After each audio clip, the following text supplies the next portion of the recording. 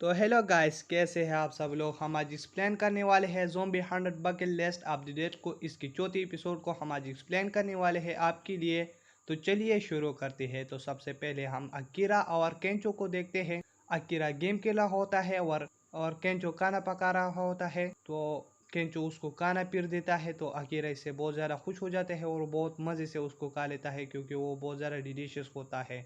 इसके बाद केंचो उससे कहता है कि मतलब लोगों को खाना पकाना तो आना ही चाहिए, मतलब ये तो बहुत सिंपल सी चीज़ है, ये तो सब लोगों को आना चाहिए।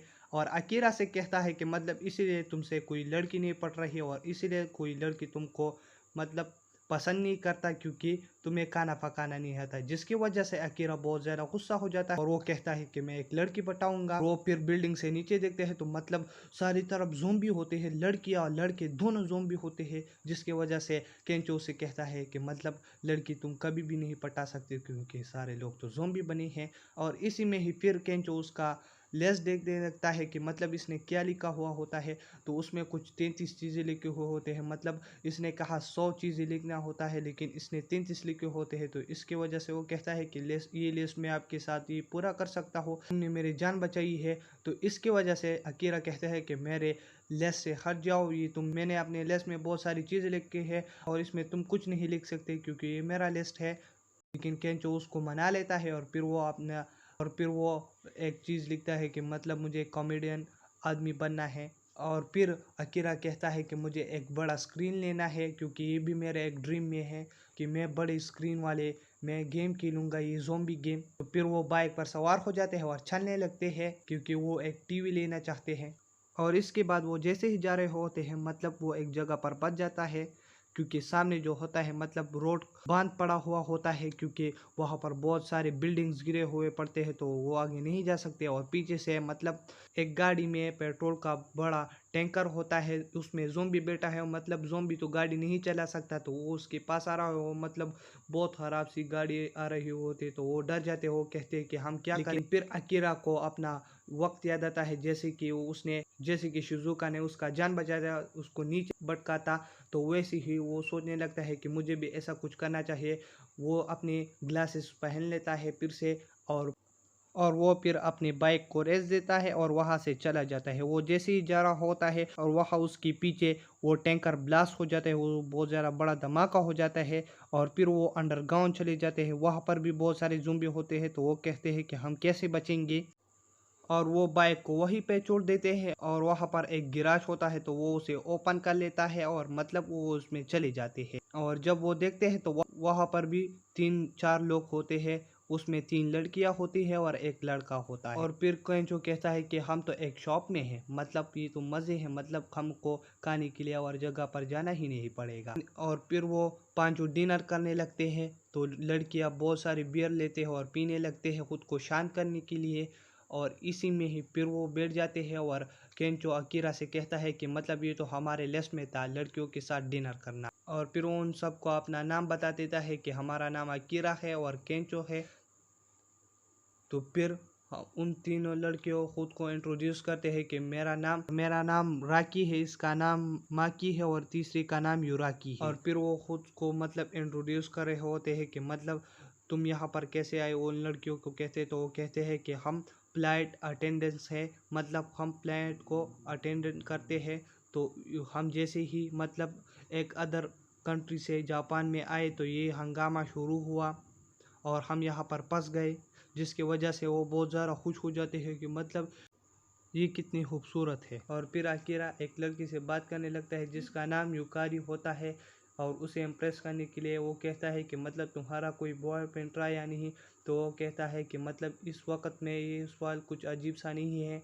तो इसी में ही मतलब अकीरा बहुत शर्मा जाता है और बहुत गमज़दा हो जाता है। इसके बाद वो कहता है कि मुझे केंचो से हेल्प लेना चाहिए, लेकिन वो तो खुद माकी के साथ गप्पे लड़ा रहा था और केंचो ने उस माकी को इम्प्रेस भी कर लिया था। इसको देखकर अकीरा बहुत जेलस हो जाता है और फिर वो एक टकीला बोतल लेता है और उसे गटकने लगता है, लेकिन टकीला उसको हजम नहीं होता और वो वॉशरूम में चला जाता है उल्टियाँ करने के लिए। लेकिन वो फिर सोचने लगता है कि मतलब मैंने तो कुछ नहीं किया, मतलब केंचो ने तो एक लड़की पटा लिया, ये भी अच्छा है। और इसी में ही युकारी आ जाती है और अकीरा के सपने फिर से उड़ जाते हैं कि मतलब मुझे एक चांस फिर मिला। और फिर हम राकी और उस लड़के को देखते हैं, मतलब उस लड़के के पैर में ज़ोंबी ने काटा था, तो वो बहुत ज़्यादा गमज़दा होता है और इसी में ही फिर वो ज़ोंबी में बदल जाता है। और जैसी ही राकी समझने लगती है वो उसको काट देता है, जिसके वजह से राकी भी ज़ोंबी बन जाती है और वो बहुत ज़्यादा चिल्ला देती है, जिसके वजह से केंचो बहुत डर जाता है कि मतलब ये कैसे आवाज़ थी।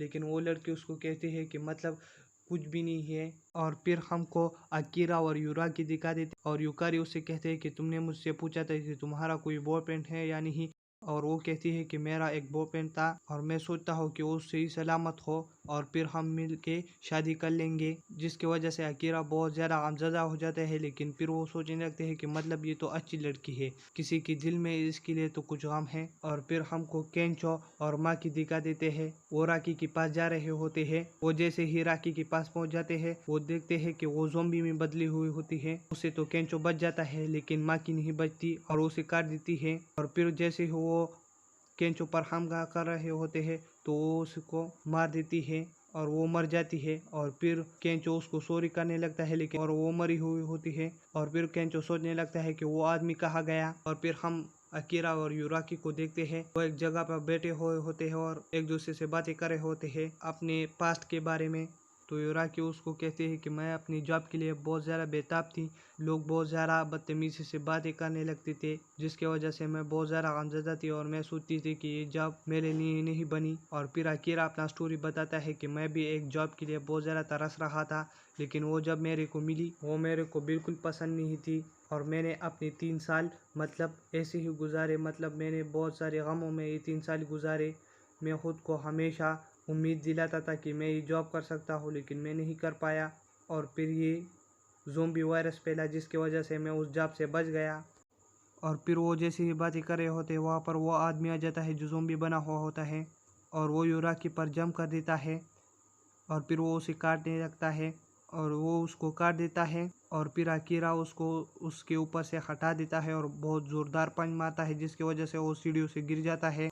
और फिर वो यूराकी को देखने लगता है, लेकिन यूराकी कहते हैं कि तुम यहाँ से चले जाओ। और मैं अब सोच रही हूँ कि मेरा जॉब मेरे सबसे अच्छा ड्रीम में से एक ड्रीम था, वो मैंने गलती में बोला, मेरा नसीब यही तक था और मैंने आपको जो भी बोला। और जाओ अपना लाइफ एंजॉय करो और मैं नहीं चाहती कि तुम मर जाओ। और इसके बाद वो अकीरा को धक्का दे देता है और यूराकी पर वो आदमी फिर से जंप कर देता है और वो उसको बहुत ज़्यादा काट देती है। और इसके बाद हम केंचो को देख रहे हो जिसने बहुत ज़्यादा बड़ा टीवी पकड़ा हुआ होता है हाथ में और इसी में अकीरा आ जाता है और उसे कहने लगता है कि तुम कहाँ थे। और उसे कहता है कि मतलब हमें यहाँ से जाना चाहिए। और अकीरा खुश होकर वहाँ से चलने लगते हैं, दरवाजे से ज़ोंबी गए हुए होते हैं तो वो आसानी से चले जाते हैं।